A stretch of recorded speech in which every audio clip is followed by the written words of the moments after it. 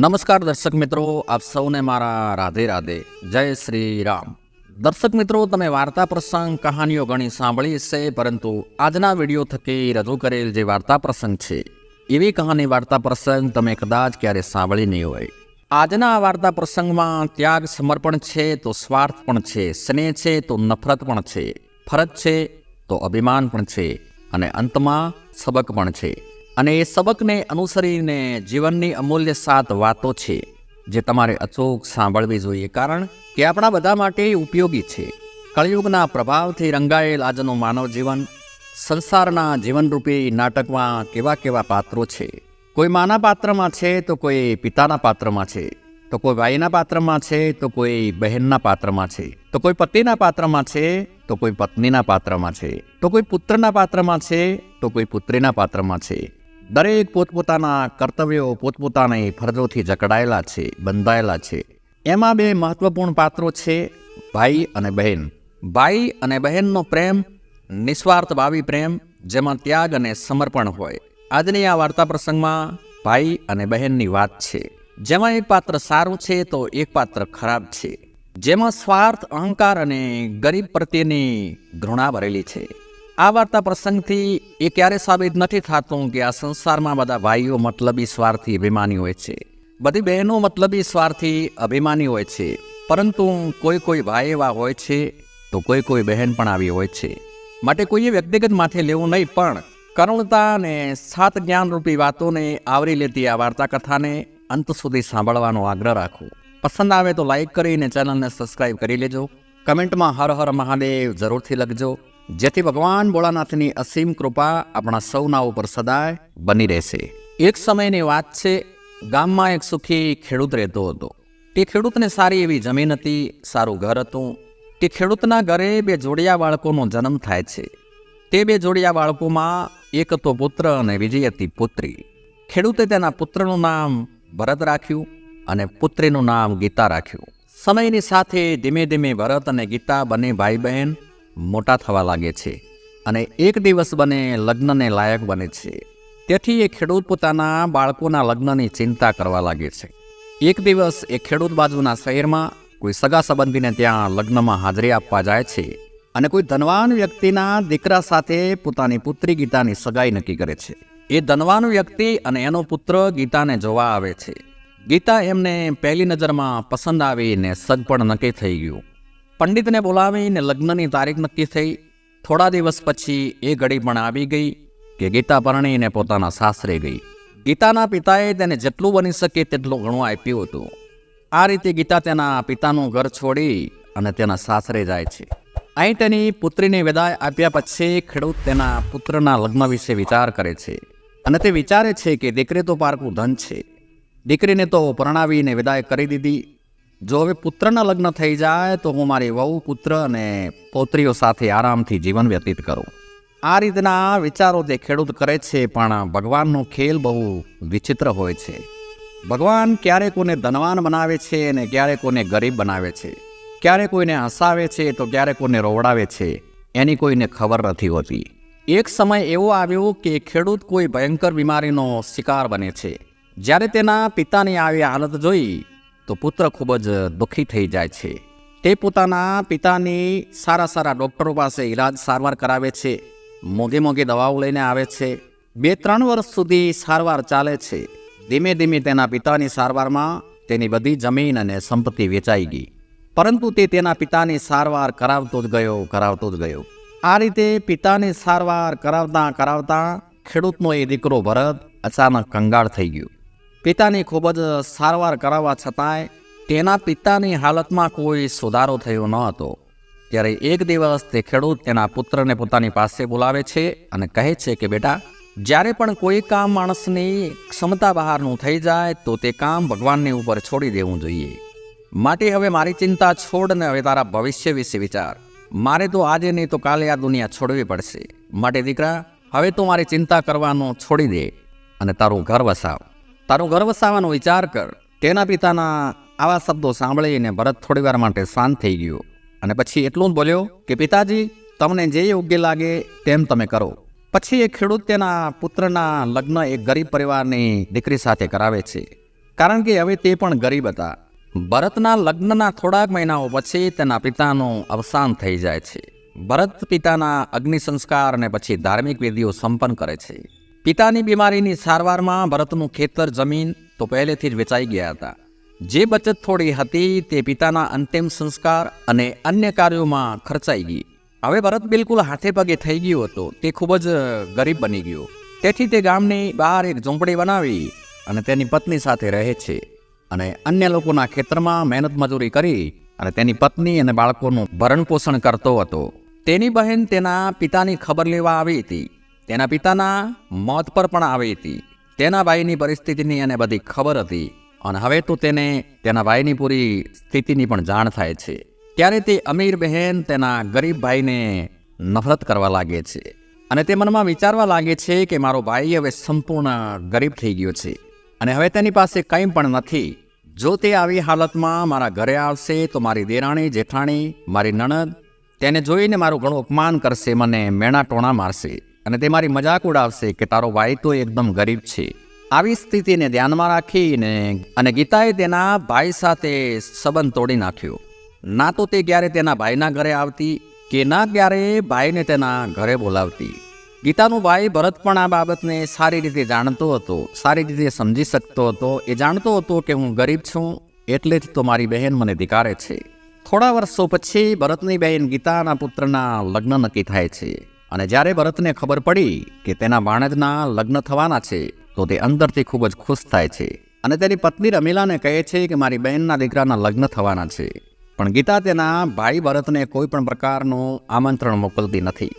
જ્યારે ભરતની પત્નીને ખબર પડી કે તેની નણંદના પુત્રના લગ્ન થવાના છે ત્યારે તે પણ આ વાત સાંભળીને ખૂબ જ ખુશ થઈ જાય છે અને તે વિચારવા લાગે છે કે કમસે કમ આ બહાને હું મારી નણંદને મળી શકીશ, તેમનું ઘર જોઈ શકીશ. એટલે તે પણ ખૂબ જ ખુશ હતી અને તેના પતિને કહે છે કે આપણે ચોક્કસ તમારી બહેનને ત્યાં લગ્નમાં જઈશું, પણ પહેલાં મને જણાવો કે તમારી બહેને આપણને આમંત્રણ મોકલ્યું છે. પત્નીની આ વાત સાંભળીને ભરત સાવ ચૂપ થઈ ગયો અને પછી તેની પત્નીને કહે છે કે અરે નિમંત્રણ તો નથી આવ્યું, પણ મને કોઈ બીજા પાસેથી સમાચાર મળ્યા છે કે મારા ભાણેજના લગ્ન થવાના છે. છેવટે તે મારી બહેનનો પુત્ર છે. ત્યારે રમીલા તેના પતિને કહે છે કે તમારી બહેનના ઘરે આમંત્રણ વિના જવું યોગ્ય નથી, તમારા માટે પણ ત્યાં જવું યોગ્ય નથી. ભરત તેની પત્નીને સમજાવે છે કે ગીતાના સાસરિયાઓ ખૂબ જ ધનવાન છે, તેમને કદાચ યાદ નહીં આવ્યું હોય અથવા શક્ય છે કે તેઓએ આપણને આમંત્રણ મોકલ્યું હોય પરંતુ આમંત્રણ આપણા સુધી પહોંચ્યું ન હોય. માટે તું વધારે વિચાર ના કર અને બાળકોને તૈયાર કર. મારી બહેનના ઘરે લગ્નમાં તો આપણે જવું જ પડશે. તેના પતિના આ શબ્દો સાંભળીને રમીલા કહેવા લાગી તમારે જવું હોય તો જઈ શકો છો, પણ હું નહીં આવું. પછી પત્નીની વાતો સાંભળીને ભરત કહે છે કે ઠીક છે, જો તારી આવવાની ઈચ્છા ના હોય તો તું બાળકો સાથે ઘરે રહેજે, હું એકલો જઈશ. જો આવા રૂડા અવસરમાં હું પણ નહીં જાઉં તો મારી બહેનની નણંદ દેરાણી જેઠાણી મારી બહેનને મેણા ટોણા મારશે અને કહેશે કે ખર્ચ કરવાની ત્રેવડ ન હતી એટલે તારો ભાઈ આવ્યો નથી, એટલે મારે તો જવું પડશે. આટલું કહીને ભરત ઘરની બહાર નીકળી જાય છે.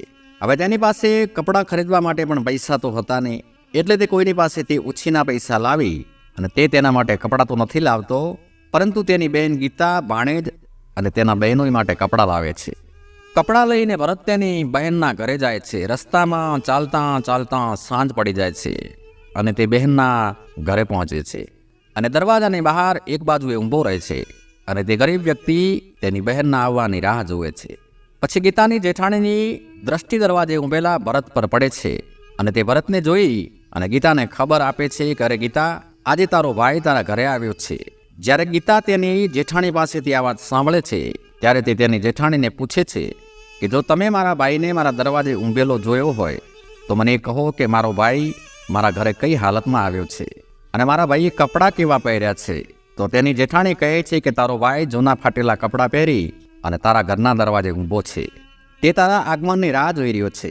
અને પછી ગીતા દરેકની નજર બચાવી અને તે તેના ભાઈ પાસે જાય છે. જ્યારે ભરત તેની બહેનને આવતી જુએ છે અને બહેનને આવતી જોઈને ભરતની આંખોમાંથી આંસુ ટપકવા લાગે છે. તે પછી ગીતા તેને બધાની નજરથી દૂર રાખી અને તેના ભાઈને તેની સાથે ઘરના સૌથી અંદરના રૂમમાં લઈ જાય છે અને પૂછે છે કે ઓ ભાઈ, તને અહીં કોણે બોલાવ્યો? તે ભરત કહે છે કે બહેન, તું તારા ભાઈને બિલકુલ ભૂલી ગઈ છો. પણ મને ખબર પડી કે મારા ભાણેજના લગ્ન થવાના છે, તેથી હું તારા માટે, તારા પુત્ર માટે અને મારા બહેનોય માટે કપડાં લાવ્યો છું. પછી ગીતાબાઈને ગુસ્સાથી ઠપકો આપતા કહે છે કે તું આવી રીતે જૂના ફાટેલા કપડાં પહેરીને મારા ઘરે આવ્યો. આ મારા માટે ખૂબ જ શરમજનક બાબત છે. તારી તો કદાચ ઇજ્જત નહીં હોય, પરંતુ કમસે કમ મારી ઇજ્જતનું તો ધ્યાન રાખવું હતું. બહેનના મુખેથી આવા કડવા વેણ સાંભળી અને લાચારભાઈનું હૃદય તાર તાર થઈ જાય છે. પછી ભરત તેની બહેન સામે હાથ જોડીને માફી માંગતા કહે છે કે બહેન, મને ક્ષમા કર. મને ખબર ન હતી કે મારા કારણે તારી બદનામી થશે, તારે નીચું જોવાનું થશે. પણ મેં તો એ વિચાર કર્યો હતો કે હું નહીં જાઉં તો તારી દેરાણી જેઠાણી, તારી નણંદ તને મેના ટોણા મારશે કે તારો ભાઈ આવ્યો નહીં, એટલે હું તમારા માટે કપડાં લઈને આવ્યો છું. મારા આવવાથી તને આટલું દુઃખ થશે એ મને ખબર હોત તો હું ક્યારે તારા દરવાજે ના આવત. ભરતની આ વાત સાંભળીને બહેનનો ગુસ્સો થોડો શાંત થયો અને કહ્યું કે ભોજન તૈયાર થાય ત્યાં સુધી આ રૂમમાં જ રહેજે. આ રૂમમાંથી બહાર જવાની ભૂલ ના કરતો, નહીં તો તને જોઈને, તારા દીદાર જોઈને બધા કહેશે કે ગીતાનો ભાઈ તો ભિખારી જેવો છે. ભોજન તૈયાર થાય પછી હું ચૂપચાપ જમવાની થાળી મોકલીશ. ભોજન કરીને છાનો માનો કોઈને પણ ખબર ન પડે એમ નીકળીને તારા ઘરે જા. એટલે ભાઈ કહે છે કે હું તમારા બધા માટે ખૂબ જ પ્રેમથી કપડાં લાવ્યો છું, એનો સ્વીકાર કરી લે. પછી ગીતા તેના ભાઈ પાસેથી એ કપડાં લઈ અને રૂમની બહાર નીકળી જાય છે અને બહારથી રૂમને તાળું મારી અને ભરતને પડતર રૂમમાં બેસાડીને જતી રહે છે. ભરત રૂમમાં બેઠો બેઠો તેની બહેનની પાછા આવવાની રાહ જોવા લાગે છે કે મારી બહેન થોડી વારમાં જ મારા માટે ભોજન લઈને આવતી હશે. પરંતુ તે ક્રૂર અને નિર્દયી બહેન તો તેના ભાઈને રૂમમાં બંધ કરીને ભૂલી જ ગઈ. તે લગ્નના કામમાં એટલી બધી વ્યસ્ત થઈ ગઈ કે હવે તને યાદ પણ નથી હોતું કે મારો માનો જણ્યો ભાઈ મારા પાછા આવવાની રાહ જોઈ રહ્યો છે. 24 કલાકથી વધુનો સમય થઈ ગયો. ભૂખ અને તરસના કારણે ભરત બૂમો મારે છે પણ કોઈ સાંભળતું નથી. તેની હાલત પણ હવે ખરાબ થવા લાગે છે અને તેની પત્ની અને બાળકોને યાદ કરે છે અને વિચાર કરે છે કે હું ભૂખ્યો અને તરસો રહીશ તો હું મરી જઈશ, તો મારી પત્ની અને બાળકોનું શું થશે. અને તે રૂમની પાછળની બારીમાંથી મહા મુશ્કેલે બારીને તોડી અને તેમાંથી બહાર કૂદી ગયો અને તે પોતાના ઘર તરફ જાય છે. જે 2 દિવસથી ભૂખ્યો અને તરસ્યો હતો અને તે રસ્તા પર બરાબર ચાલી પણ શકતો ન હતો. ચાલતા ચાલતા તેને ચક્કર આવવા લાગે છે અને તે જમીન પર ઢળી પડવા જતો હોય છે. ત્યાં જ એક વૃદ્ધ માતા ભરતને સંભાળી લે છે. જ્યારે ભરત 1 કલાક પછી વાનમાં આવ્યો ત્યારે તે પોતાને એક વૃદ્ધ માતાના ખોળામાં પડેલો જોવે છે. વાનમાં આવ્યા પછી ભરત ઊભો થાય છે અને તે વૃદ્ધ માતાને વંદન કરે છે અને કહે છે કે ઓ માતાજી, તમે કોણ છો? ત્યારે વૃદ્ધ માતાજી પાસે પાણીનો ઘડો હોય છે. તે ઘડામાંથી તે ભરતને પાણી પાવે છે. તે વૃદ્ધ માતા બીજું કોઈ નહીં પણ સાક્ષાત દેવીમાં હતા, જેમની ભરતની પત્ની રમીલા વર્ષોથી દરરોજ તે દેવીમાની પૂજા કરતી હતી. અને તેથી જ્યારે ભરત ચક્કર આવવાથી નીચે પડવાનો હતો ત્યારે તે દેવી માતાજી પ્રગટ થાય છે અને ભરતને પડતો બચાવી લે છે. ત્યાર પછી ભરત તે માતાજીને પ્રણામ કરીને ત્યાંથી તેના ઘર તરફ ચાલવા લાગે છે. ત્યારે જ વૃદ્ધ માતાજી કહે છે કે દીકરા, તું ક્યાંથી આવતો હતો અને હવે ક્યાં જઈ રહ્યો છે? ત્યારે ભરત કહે છે કે માતાજી, મારા ભાણેજના લગ્ન હતા. હું લગ્નમાં બહેનના ઘરે ગયો હતો અને હવે હું મારા ગામ જઈ રહ્યો છું. ફરી પાછા એ વૃદ્ધ માતાજી તેને કહે છે કે બેટા, તું સાચે સાચું કહે તો હું તને એક વાત પૂછવા માંગુ છું. ત્યારે ભરત કહે છે કે પૂછો માતાજી, તમે મને શું પૂછવા માંગો છો? વૃદ્ધ માતાજી પૂછે છે કે દીકરા, તું તારી બહેનના ઘરેથી આવી રહ્યો છે કારણ કે ત્યાં લગ્ન હતા, તો તું ખાલી હાથે કેમ જાય છે? તારા બાળકો, તારી પત્ની માટે તારી બહેને તને કંઈ આપ્યું નથી? વૃદ્ધ માતાનો આવો પ્રશ્ન સાંભળીને ભરતની આંખોમાંથી આંસુ આવી ગયા. પછી ભરત આખી હકીકત તે વૃદ્ધ માતાજીને કહી સંભળાવે છે. આ રીતે ભરતના મુખેથી આખી ઘટના સાંભળીને તે વૃદ્ધ માતાજી કહે છે કે હે પુત્ર, જે થયું તે ભૂલી જા અને અહીંથી થોડેક દૂર એક મારો ફળોનો બગીચો છે. તે બગીચામાં અનેક જાતના ફળ લાગેલા છે, તો ફળ ખાઈ લે, કારણ કે તે 2 દિવસથી કંઈ ખાધું નથી. અને જ્યારે તારું પેટ ભરાઈ જાય તો ઘણા બધા ફળો તોડીને તારી પત્ની અને બાળકો માટે પણ રાખી લેજે. જ્યારે પણ તારી પત્ની અને બાળકો તને પૂછશે કે તમે તમારી બહેનના સાસરિયામાંથી શું લાવ્યા છો, ત્યારે આ ફળ આપી દેજે. તારી પત્ની અને બાળકોની સામે તારી ઇજ્જત અને પ્રતિષ્ઠા બચી જશે.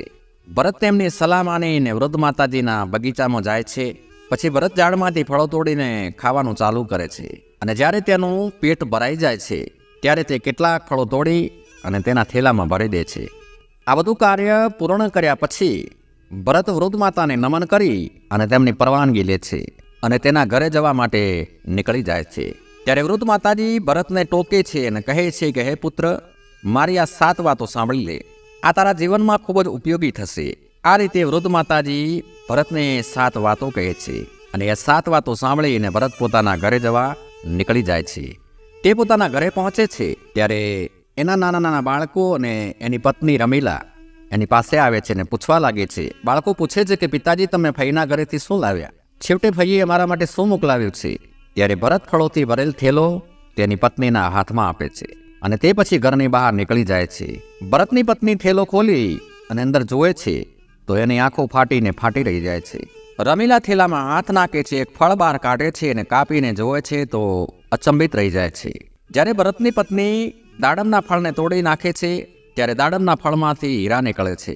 ત્યારે કેરીના ફળને કાપે છે તો અંદરથી ગોટલીની જગ્યાએ સોનાના બિસ્કિટ નીકળે છે. આ જોઈને ભરતની પત્ની ખૂબ જ ખુશ થઈ ગઈ અને તેના પતિ પાસે પહોંચીને તેના પતિને કહ્યું કે તમે લગ્નમાં ગયા હતા પણ આ શું લઈ આવ્યા છો?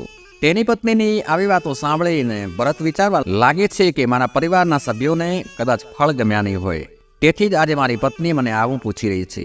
હું મારા બાળકો માટે કદાચ લાડુ લાવ્યો હોત તો સારું હતું, પણ મારી પાસે તો પૈસા પણ ક્યાં હતા. પછી ભરત તેની પત્નીને કહે છે કે મારી બહેને જે કંઈ મોકલાવ્યું છે તે બેગમાંથી કાઢી અને બાળકોમાં વેચી લે. પણ પત્ની કહે છે કે પહેલાં તમે ઘરની અંદર જાઓ અને પછી ઘરે જઈને જુઓ કે તમારી બહેને તમારા માટે શું મોકલાવ્યું છે.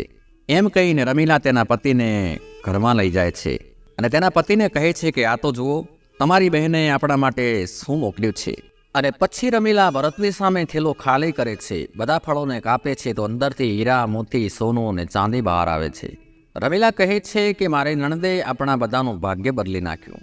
તેણે ફળોમાં છુપાવીને હીરા, મોતી અને સોના ચાંદી મોકલ્યું છે. જ્યારે ભરત આ દ્રશ્ય જોવે છે ત્યારે તેને તો સમજાઈ જાય છે કે તેને રસ્તામાં જે વૃદ્ધ માતાજી મળ્યા હતા તે કોઈ સામાન્ય માતાજી નહોતા, તે સાક્ષાત દેવી હતા. પરંતુ ભરત તેની પત્નીને આ વિશે કશું જણાવતો નથી અને મનોમન તે વૃદ્ધ માતાજીનો આભાર વ્યક્ત કરે છે. અને પછી ભરત ખૂબ જ મોટો અમીર બની ગયો. થોડા સમય પછી ભરત એની પત્ની અને બાળકો માટે એક સરસ આલિશાન મહેલ બનાવે છે અને તે મહેલમાં રાજા અને મહારાજાની જેમ જીવન જીવવા લાગે છે.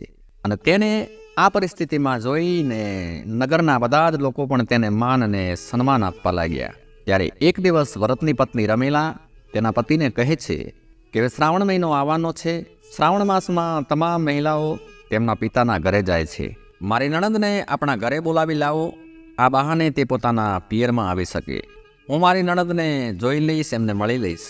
જ્યારે ભરતે તેની પત્નીની વાત સાંભળી અને તેની પત્નીની સલાહ પર ભરત ફરીથી તેની બહેનના ઘરે જાય છે અને ફરી એકવાર તે બહેનના દરવાજે જઈને ઊભો રહે છે, જે દરવાજા પર તે થોડા દિવસ પહેલાં આવ્યો હતો. અને તે જ સમયે ગીતાની જેઠાણી ઘરની બહાર આવે છે અને તે ગીતા પાસે જાય છે અને ગીતાને કહે છે કે ગીતા, તારા ઘરના દરવાજે તારો ભાઈ ઊભો છે. જેઠાણીના શબ્દો સાંભળીને ગીતા કહેવા લાગી કે કોઈ પણ આવેલ ભિખારી મારો ભાઈ નથી હોતો, કારણ કે આ વખતે પણ ગીતા તેના ભાઈને ભિખારી જ સમજી રહી હતી. ત્યારે જેઠાણી કહે છે કે તારા ભાઈને જોઈને એવું લાગે છે કે તે કોઈ દેશનો રાજા હોય અને તારા ભાઈની સામે એક મોટો સુંદર સુભોષિત રથ પણ ઊભો છે, માટે કૃપા કરીને તેને એક વખત જોઈ આવ. જ્યારે ગીતા તેની જેઠાણી પાસેથી આ વાત સાંભળે છે ત્યારે તેને વિશ્વાસ તો નથી થતો, પરંતુ તે ખાતરી કરવા હાટું અને સત્ય જાણવા હાટું તે દૂરથી સંતાઈને જોવા લાગી. ગીતા તેના ભાઈનું આવું રૂપ જોઈને સંપૂર્ણ રીતે આશ્ચર્યચકિત થઈ ગઈ. તે વિચારવા લાગી કે કાલ સુધી તે ગરીબ હતો, એક ભિખારી જેવી હાલત હતી, તેની પાસે પહેરવા માટે વસ્ત્રો પણ નહોતા. પછી તે આમ અચાનક તે એકાએક આટલો મોટો ધનવાન કેવી રીતે બની ગયો. પછી ગીતાએ તો ભાઈનું સ્વાગત કરવા હાટું થાળ તૈયાર કર્યો અને ભાઈની પાસે ગઈ અને કહેવા લાગી કે ભાઈ, મને માફ કરજો, મારા કારણે તમને ખૂબ જ દુઃખ અને શરમનો સામનો કરવો પડ્યો છે. તેની બહેનની આ વાતો સાંભળીને ભરત કહેવા લાગ્યો કે બહેન, એ સમયે મારા દિવસો સારા નહોતા, હું તારી આ ભૂલોને માફ કરી ચૂક્યો છું. હવે તું મારી સાથે મારા ઘરે આવવાની તૈયારી કર. હવે તારે મારી સાથે મારા ઘરે આવવું પડશે. આ સાંભળીને ગીતા તો ખુશ થઈને તેના ભાઈના ઘરે જવા માટે તૈયાર થઈ ગઈ. આ રીતે જ્યારે ભરત બહેનને પોતાના ઘરે લઈ જાય છે, ગીતા પોતાના ભાઈની આવી ભવ્યતા જોઈને સ્તબ્ધ થઈ જાય છે. ગીતા તેના ભાઈની આવી જાહો જલાલી જોઈને સંપૂર્ણપણે આશ્ચર્યચકિત થઈ જાય છે. બીજી બાજુ ભરતની પત્ની પણ તેની નણંદનું ખૂબ જ ધ્યાન રાખે છે. ભરતની પત્ની રમીલાને તો એમ જ હતું કે આ બધી કીર્તિ, જસ, ધન, દોલત મારી નણંદના કારણે જ છે. આ બધું મારી નણંદના કારણે અમે આ પદ સુધી પહોંચ્યા છીએ. કારણ કે વ્રતે તેની પત્નીને તેના શ્રીમંત બનવા પાછળનું કારણ ક્યારેય જણાવ્યું ન હતું. કારણ કે તે જાણતો હતો કે આ બધું ગીતાના કારણે નહીં પરંતુ માતાજીના આશીર્વાદથી થયું છે. ભરતની પત્ની રમીલાને આ વાતની જાણ નહોતી. તેથી જ તે રમીલા તેની નણંદની ખૂબ જ સેવા કરે છે, તેની ચાકરી કરે છે અને તેની નણંદનું ખૂબ જ ધ્યાન રાખે છે. પછી ભરતની પત્ની રમીલા તેના પતિને કહે છે કે કાલે તમારી બહેન તેના ઘરે જશે, તો તમે બજારમાં જાઓ અને તમારી બહેન માટે સારી કોઈ કિંમતી ભેટ લઈ આવો. અને ભરત બજારમાં એક મોચીની દુકાને પહોંચે છે અને તે મોચીને કહે છે કે મોચીભાઈ, મારે મારી બહેન માટે એક એવી જૂતી એટલે કે એક મોજડી બનાવી છે જે બોલી શકતી હોય. શું તમે મારી બહેન માટે બોલતી જોતી મોજડી બનાવી શકો છો? મોચી કહે છે કે હા શેઠ, હું બનાવી તો જાણું છું, પણ તેના માટે ઘણો ખર્ચ થશે. ત્યારે ભરત કહે છે કે તમે ચિંતા ન કરો, તમે જે માગશો તે હું આપીશ. પણ જ્યારે પણ આ મોજડી પહેરી અને મારી બહેન ચાલે ત્યારે તે સતત બોલવી જોઈએ. અને શું બોલવી જોઈએ એ 7 વાતો હું તમને કહી જણાવું. એવી જૂતી બનાવો કે પહેરીને મારી બહેન જ્યારે પણ ચાલે ત્યારે તેમાંથી અવાજ આવવો જોઈએ.